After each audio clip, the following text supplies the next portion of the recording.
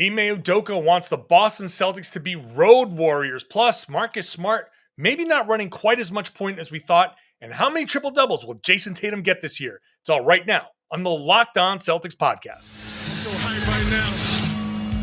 Anything's possible. I'm my mother. I'm my lady, ma. Anything's possible. Yeah. Rainy J's back with the vengeance. Back. All the real Celtics fans in attendance.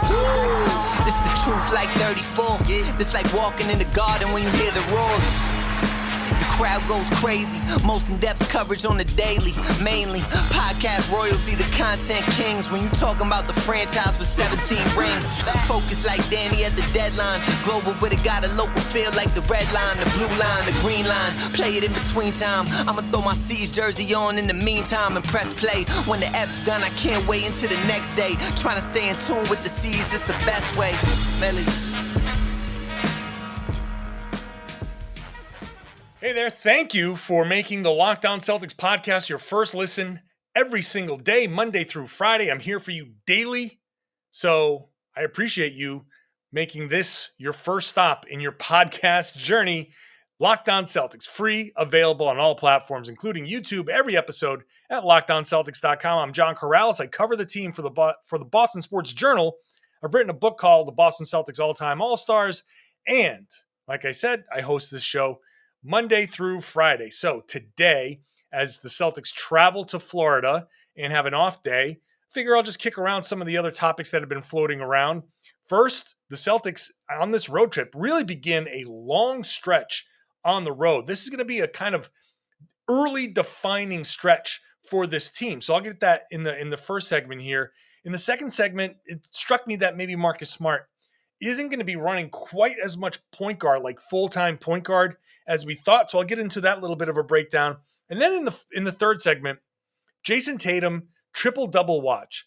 I was thinking about this. I wrote a story in Boston Sports Journal, 26.2 thoughts on the preseason Celtics based on the marathon, 26.2 miles. And one of the thoughts was, I think Jayson Tatum's going to have a few triple-doubles this year. I'll get into that in the third segment. So let's just look at this stretch here where the Boston Celtics are heading out on the road. They are very road heavy early this season. They've got just for the rest of October, when you count these next two preseason games, 6 of their final 8 games of the month are on the road.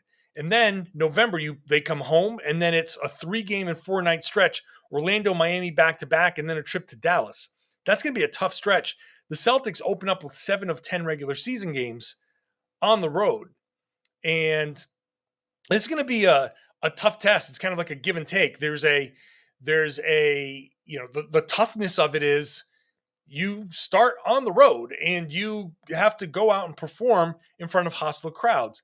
But on the positive side, the Celtics are kind of in an extended preseason, and it's everybody. Everybody's in a sort of extended preseason to start when the first couple of weeks of the regular season, no one's fully ready. Everybody's still tinkering. There's a lot of experimentation still going on. There's a lot of chemistry findings still going on. So the Celtics are no different. And by being on the road, it's almost like when you have one of those remote training camps.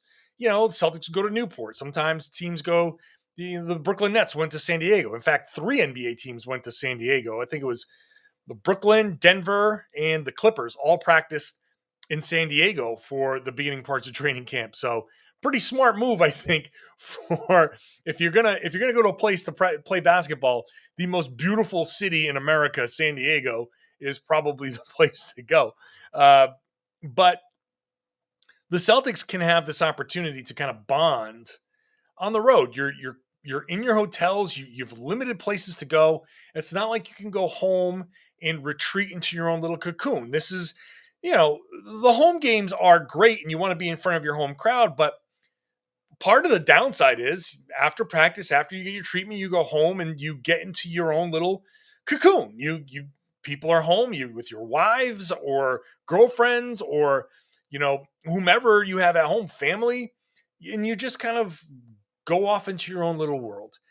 On the road, you're in a hotel, and maybe some guys have friends on the road, but usually it's you're in a hotel, you've got to hang around and you got to hang around with each other. And so you have this opportunity to build a bond with each other. And I think that can be especially big now early.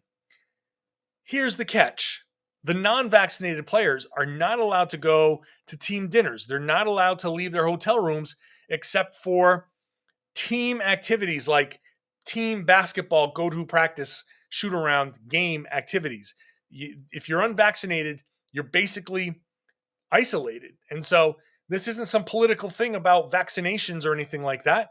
This is, hey, there's two groups of guys now.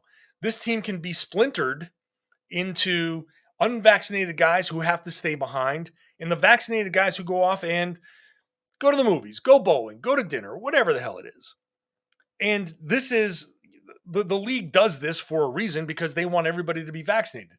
And more than 90% of the league is. They want to get it to 100% or as close to 100% as possible. And I'm sure the Celtics have stated they wanted to get it to 100%. And it's not even because everybody in the organization, I don't want to speak for anybody in the organization, but it's a basketball thing. It's a player safety thing, but it's a basketball thing. If the Celtics are off trying to build a team and they're doing these things to build their team, then you want the whole team there.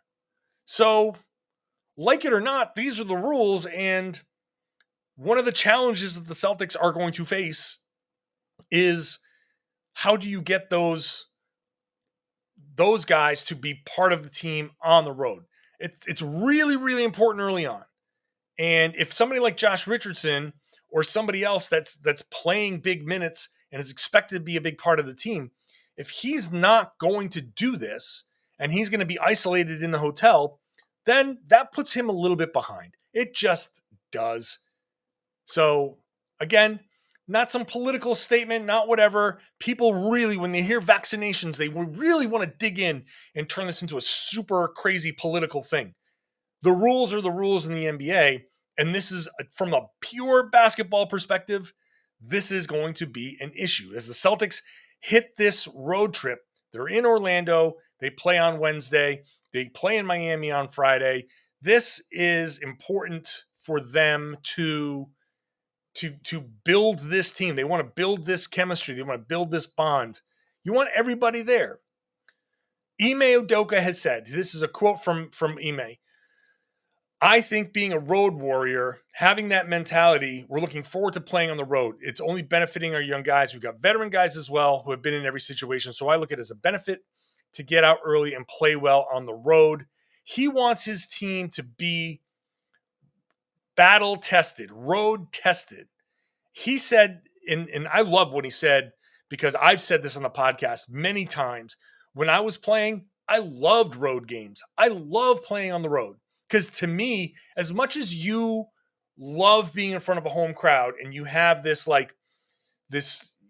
crescendo, this wave of everything good that happens, people are cheering for you, and that always feels good. I always preferred the silence of a road arena, a road venue, because it's the home crowd is supposed to cheer for you. And you feed off that for sure. But even if you're playing like crap, the Celtics are playing like crap, the TD Garden at some point, you're down 25 in the third quarter. That crowd at some point is going to start chanting, "Let's go Celtics," right? That's going to happen, and you're going to try to feed off of that. But the road team was like, you know what? Let's whip off this 8-0 run, 10-0 run, and end those chants. No more chants, no more nothing. Everybody just shut up. And being a road team walking into somebody else's facility and getting those fans to shut up and hearing that silence, it's so sweet. It's so sweet because as the road team, they're supposed to be cheering for you. They're supposed to be cheering for that other team. They're supposed to be cheering for their home guys, the guys that they came here and paid to see. And you've laid waste to those guys. And it's so bad that the people who are supposed to be cheering can't even muster up anything to cheer about. That feels good. So I love that Ime Udoka talked about that, said, one of the most satisfying feelings as a player or a coach is to watch the other team's fans filing out. Like that's what you want. That's when you're a good team. That's when you have that swag, when you walk into another person's building and you go, you know what? Not today, boys. We're coming in here and we're doing some work. That is something that the Celtics are trying to build here. We're going to get an early test to see if they've got that in them. That takes some strength because being on the road is just different. You're living out of a suitcase. You're living in a hotel room. You're not able to just go and you want one of your creature comforts at home.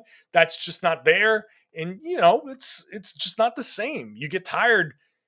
Even these guys who get paid a ton of money and fly chartered jets and all of that stuff, still getting on a bus, getting to the plane, going up and down in a pressurized cabin, that does have an impact on your body. The travel makes you weary no matter how luxurious the travel is. It does take a toll on you. And you got to go out there and play basketball. And so to get past that and go out there and play well on the road, that's important. And now let's see.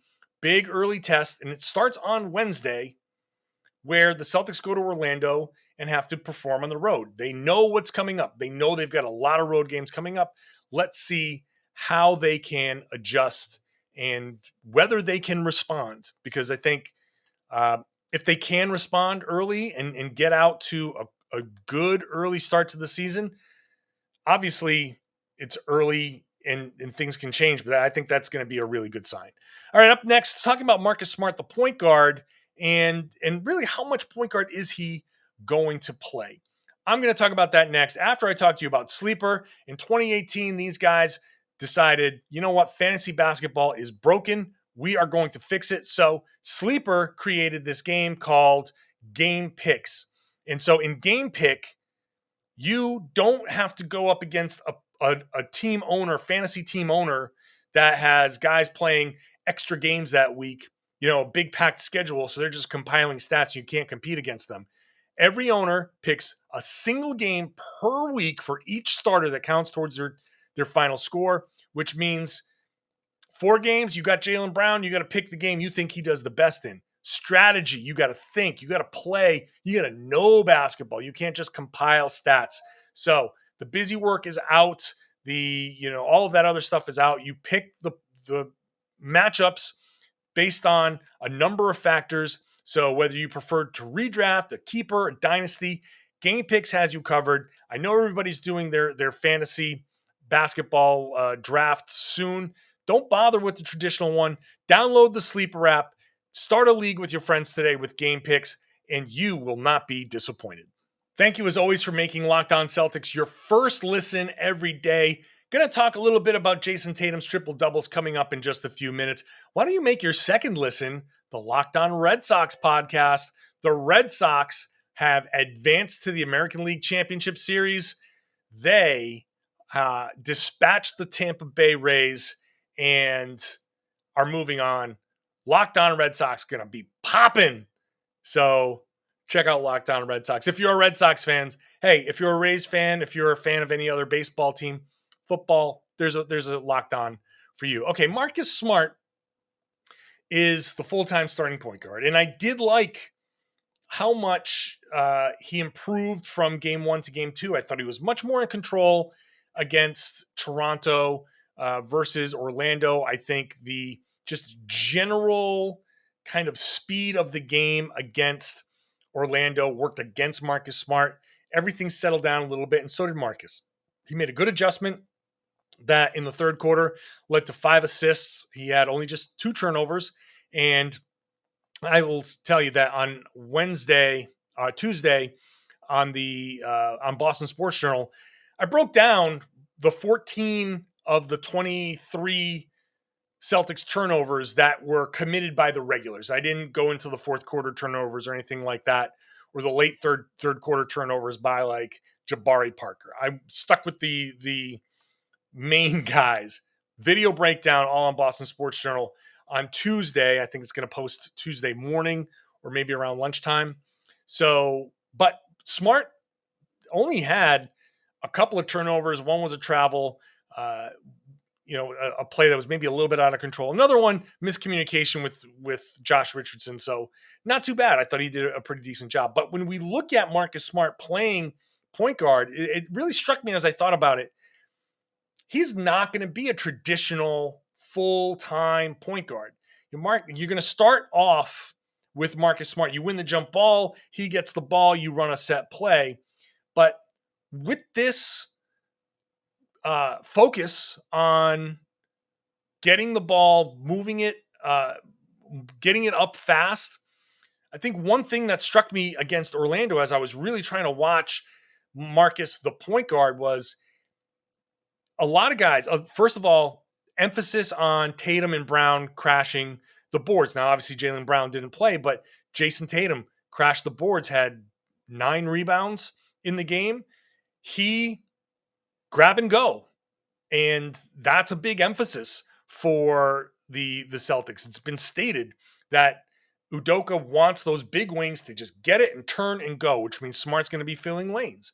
And so that's going to mean fewer opportunities for him to set a half court offense. Al Horford's going to get the ball and bring it up sometimes. And then you have those minutes where he and Schroeder are on the floor together.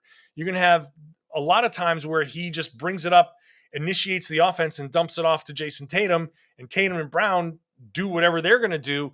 And Smart just basically doesn't touch the ball.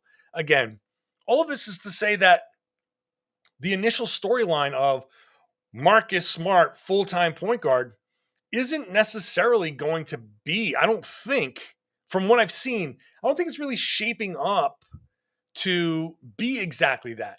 That Marcus isn't going to be like a Chris Paul type of point guard who always has the ball in his hands and is controlling the entire game. For obvious reasons, Chris Paul is, one of the best of all time at that position. But those full-time point guards who are generally in control of the entire offense through most of the game, that's not going to be what Marcus Smart does. And I think we've seen that kind of play out here. And maybe it'll change as the season goes along. Certainly there are going to be injuries and adjustments that could change that. But if the Celtics are trying to play fast, like one of the turnovers I broke down, Horford got the rebound, threw a baseball pass to Robert Williams that over half court. I mean, he was already at the hash mark in front of his own bench, in front of Ime Udoka. So baseball pass from under the basket, and boom, the ball's already over the court, over half court. And so from there, now Rob turned the ball over there. However, from there, yeah, he could pull the ball out and maybe Smart gets the ball and can initiate an offense. But I don't think the Celtics are still running a set play there. With this emphasis on the ball movement and fast pace, even if Rob did the right thing in that situation and pull the ball back out instead of what he did was drive and commit an offensive foul, if he pulled the ball back and kicked it over to Marcus Smart, Smart's making like one pass to a guy streaking down, and he would make that pass whether Kemba was on the floor or whomever was on the floor. If he was playing power forward in a super small lineup, he would still make that pass, and it's not necessarily him being a point guard full time, or a point guard running set plays. I really wonder how many set plays the Celtics are going to run. They are going to be a lot more free flowing. So it's just one thing that I'm watching as things continue to progress. And maybe that'll change. There's certainly an evolution, but if the Celtics, I think, if they're playing their best, and if they're playing how the coach wants them to, if they're playing that 0.5 style of basketball, that there aren't going to be a ton of opportunities for Smart to say, okay, we're running blah, blah, blah, and here's me at the point and making a play. I think this is kind of, and I don't want to say point guard by committee, but the ball movement takes away from how much point guarding Smart is going to do. Tatum's going to have the ball in his hands. A lot of times, even if you're probing, even if you push and Tatum brings the ball up on a grab and go rebound and probes and pulls it back out, maybe Al Horford is a trailer and he cuts and Tatum hits him and then kicks it over to Romeo in the corner or Jalen in the corner, and that becomes the play. And Smart's just kind of like standing up at some point saying, all right, well, this is what we want. We're moving the ball. Be interesting to see how that all pans out. And I know a lot of people are talking about, or have concerns about Marcus Smart. If you have a concern about Marcus Smart being the full-time point guard, maybe this will mitigate your concern about Marcus Smart. I think for Marcus, this is just an opportunity. He's going to need to, at some points, settle things down and run a play. But I think that there's, it's his role is not going to be exactly what I envisioned going in. So we'll see moving forward. Up next, Jayson Tatum triple doubles. Let's talk about how many he'll get, because I think there'll be more than one. He's only got one in his career, but I think Tatum is due for a few this year.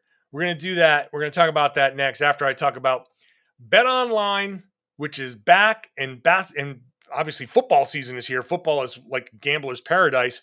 BetOnline is your number one spot for all the pro and college football action. They've got a new updated site, a new interface with even more odds, props, and contests. BetOnline continues to be the number one source for everything football. But hey, basketball, boxing, big boxing match the other night you could have bet on, your favorite Vegas casino games. So you have to go to BetOnline to take advantage of all of these amazing offers. With the promo code Locked On, you're going to get a 50% welcome bonus. Go sign up, make your first deposit, whatever it is. They'll add 50% of that on top of it as a welcome bonus. With the promo code Locked On, BetOnline is the fastest and easiest way to bet on all your favorite sports. BetOnline, where the game starts. Please gamble responsibly. Thank you, as always, for making Locked On Celtics your first listen every day. Why don't you make your second listen the Locked On Fantasy Basketball Podcast? It's Josh Lloyd hosting the number one daily fantasy basketball show on the planet. Free, available everywhere you get your podcast, even on YouTube. Josh is crushing it. Everybody loves to play fantasy basketball. Josh is the guy to listen to. All right. Fantasy is going to be very kind to anybody who has Jayson Tatum on their team. And in my Boston Sports Journal piece, 26.2, thoughts about the Boston Celtics on a marathon Monday, a weird October marathon Monday. But in that, I said, you know what? I think Jayson Tatum, looking at what he's done so far, the 7 assists in 28 minutes makes me think that he's going to have plenty of opportunities to get himself triple doubles. Now let's look at this, and we can extend this conversation into, hey, when he gets triple doubles, people pay attention, and that elevates him in the MVP chatter and all NBA. So last season, 26.4 points, 7.4 rebounds, 4.3 assists. Now, the assists obviously are going to have to go way up for him to even have a chance. But let's look at it. In 35 minutes of play, or 35, 36 last season, so about 35. How many opportunities is he going to get to rebound the ball, turn, and go? If that's what the Celtics want to do, then he's going to have the opportunity to grab rebounds and go. So first of all, the priority there is going to pump up his rebounding numbers. He's going to have plenty of double-doubles. He's going to have plenty of them. I think that 7.4 rebounds could go up to 8.5, maybe even 9. Because if the Celtics are going to play fast and put more possessions into the game, if their defense is going to be as good as we think it is, then he's going to have a chance to go in there and grab a few extra rebounds. Secondly, if their defense is as good as we think it is, he's going to get a few extra steals, here and there. Not per game, but he still averages about 1.2. He can get that up to about 1.5 or closer to 2 steals per game. If he can do that, then that's a ton of fast break opportunities, which pumps up his points and gives him more assist opportunities.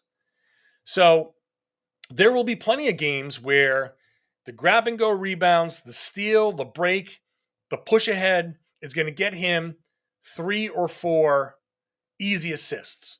Not going to happen all the time, but on occasion, from time to time, he's going to get, when the other team is cold, he's going to get plenty of opportunities to catch, push, pitch it ahead, and have that other guy go in for a layup or hit a 3 and get an assist off of that. We've seen him being used in the post. Kickouts on double teams in the post. That is a priority for Ime Udoka. So if he gets 3 transition opportunities for assists and then a couple post-ups where he gets a double team and he kicks it out and guys hit 3, well, that's 5 assists right there. If he can find some ball movement, driving kicks, or just in general because he happened to be the guy who caught the ball 3rd or 4th swing and he swings it one more time for an open shot, there are plenty of opportunities for him to get those 10 assists. I think he's going to have multiple, probably, 10? How many? You tell me in the comments how many triple doubles he can get and how many 10 assist games can he get. I think he can have 5, 6, 7 10 assist games. I think 3 or 4 triple doubles is possible for Jayson Tatum this year. For a guy with 1 over the course of 4 seasons, I think to get up to 3 or 4 is going to be big. And not just like cheapo triple doubles, not I'm padding my stats triple doubles. I think real triple doubles where he's going in and rebounding, pushing the ball. So, and if he gets those and he pumps up his numbers, I think Tatum can average 30 points a game. He's averaging 26.4, and he's taken that last season 26.4, and he hit 4.6 free throws per game. Hit a couple extra free throws, get a couple of extra shots in this fast-paced game. Instead of 20.6 field goal attempts, get 22 field goal attempts. One of those is a 3. A few extra free throws like that, it's easy for him to take last year and get it up to 30 points a game. Now, if he's averaging 30 points a game and he gets up to 8 or 9 rebounds and the assists go up to 6 or 7, we're talking first team All-NBA, certainly second team. He's going to have that type of season. I think that's right there within his reach. Again, it's progression, recognition, style of play. Style of play is a big one. If Ime Udoka continues to push this, and this is the emphasis that remains all season, the style of play really can elevate some of the things that Tatum can do. So throw a few triple doubles into that mix. You got yourself, forget all-star. I mean, first team All-NBA, no worse than second team All-NBA. And we're talking about MVP votes. And if he can get to that level, if he can be top 5 MVP vote Jayson Tatum, Celtics will surprise people. I think he certainly has that capability. So final number on triple doubles, I'll say 4. 4 triple doubles this season. And 10 assist games, I think 7 or 8, somewhere in there. So you tell me. You comment if you're watching on YouTube. Comment, leave the below the video, and you tell me what you think. Or if he won't, maybe you'll say he won't, and we'll go from there. So, all right. Well, I will leave it there, and hopefully we'll the Celtics. I don't know what the Celtics media availabilities have been kind of less than expected. So maybe the Celtics will talk on Tuesday. Maybe they won't. Don't know. If they do, I will bring you what they say. If not, we'll continue the conversation and look ahead to that Wednesday game against Orlando. Either way, I'm here for you Monday through Friday on the Locked On Celtics podcast. So if you're listening, in the car, thank you. Thank you for doing that. Thank you for making us your first listen. If you're watching on YouTube, really appreciate that. Love for more people on YouTube to check out the channel. So share it, spread the word. If you like these videos, if you like the show, make sure you tell your friends, everybody who you think might be interested in the Celtics podcast.